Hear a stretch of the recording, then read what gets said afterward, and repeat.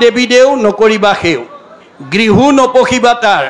মূৰ্তিকো নচাইবা প্ৰসাদো নখাইবা ভক্তি হ'ব চাৰিখন বেৰ অন্য দেৱী দেও নকৰিবা সেও এখন বেৰ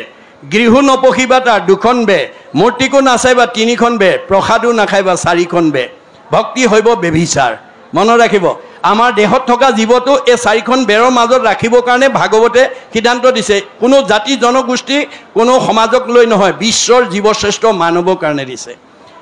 কাৰণে দিছে গতিকে আপুনি বাৰীত চাৰিওফালে বেৰা দি যদি শস্য কৰে কোনো গৰু ছাগলীয়ে অনিষ্ট কৰিব নোৱাৰে যদি এখন বেৰ ভাঙি যায় সেইফালে গৈ সোমাব আমাৰ যদি চাৰিখন বেৰৰ পৰা এখন বেৰ ভাঙি যায় তেতিয়াহ'লে আমাৰ জীৱ বিপদগামী হ'ব যে অন্য দেৱী দেও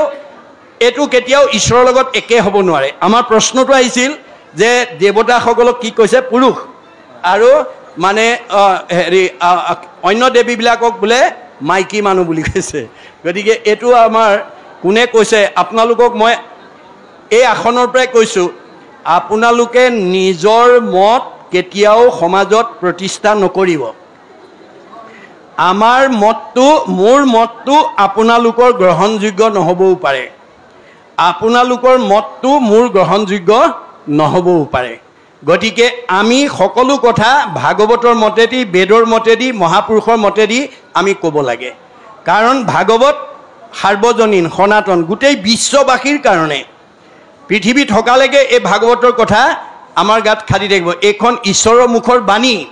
এইটো বেদ বুলি কৈছে যাক বেদ কহে সেইটো ঈশ্বৰৰ সাক্ষাৎ ঈশ্বৰৰ শুনতে যিটো হুয়া আছে জাত ভগৱন্তৰ মুখৰ পৰা বাজ হোৱা বাক্যবিলাকেই বেদ বাক্য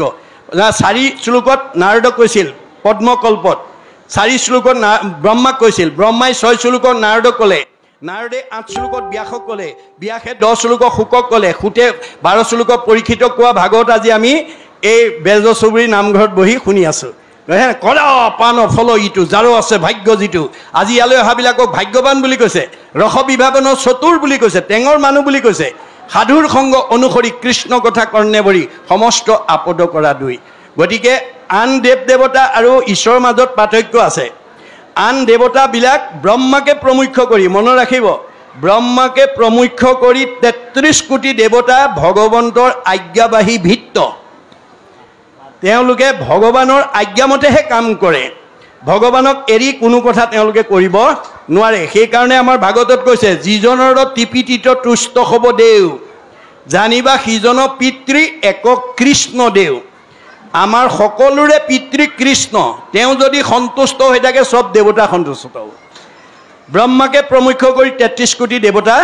সন্তুষ্ট হ'ব গতিকে ব্ৰহ্মা ৰুদ্ৰ বিষ্ণুকে প্ৰমুখ্য কৰি 33 কোটি দেৱতা পৃথিৱীত আছে সেই দেৱতাসকল ঈশ্বৰৰ আজ্ঞাবাহী ভিত্ত ঈশ্বৰ সন্তুষ্ট হ'লে তেওঁলোক সন্তুষ্ট হয় আমাৰ গুৰুজনাই লিখিছে যিটোজনে যাই হৰি নাম সেবি পাছত ফুৰে যত দেৱ দেৱী যতেক তীৰ্থে তাক স্তুতি কৰৈ তাৰো বায়ু পাপ সমস্ত হৰৈ আপুনি যদি যাত্ৰা কালত কৃষ্ণ বুলি কৈ যাব পাৰে তে আপোনাৰ পিছত কৃষ্ণ যাবলৈ বাধ্য হয় যেই নাম সেই হৰি জানানিষ্ট কৰি নামৰ সংগ নচাৰন্ত হৰি কৃষ্ণ যেতিয়া যলৈ যাব বাকি সব দেৱতা তাৰ পিছত যাব ইয়ালৈ যদি আজি মুখ্যমন্ত্ৰী আহিলেহেঁতেন আপোনালোকৰ সমষ্টি MLA মিনিষ্টাৰ পৰা প্ৰমুখ্য কৰি দলীয় কৰ্মীবিলাকক বেলেগে চিঠি দি মাতিব নালাগে মুখ্যমন্ত্ৰী আহিলে যেনেকৈ সব মানে তেওঁৰ দলৰ কৰ্মীবিলাক নিজে আহি গোট খাই যায় ভগৱন্ত যলৈ যাব সব দেৱতা তলৈ যাব এই কথা আমাক ভাগৱতে কৈছে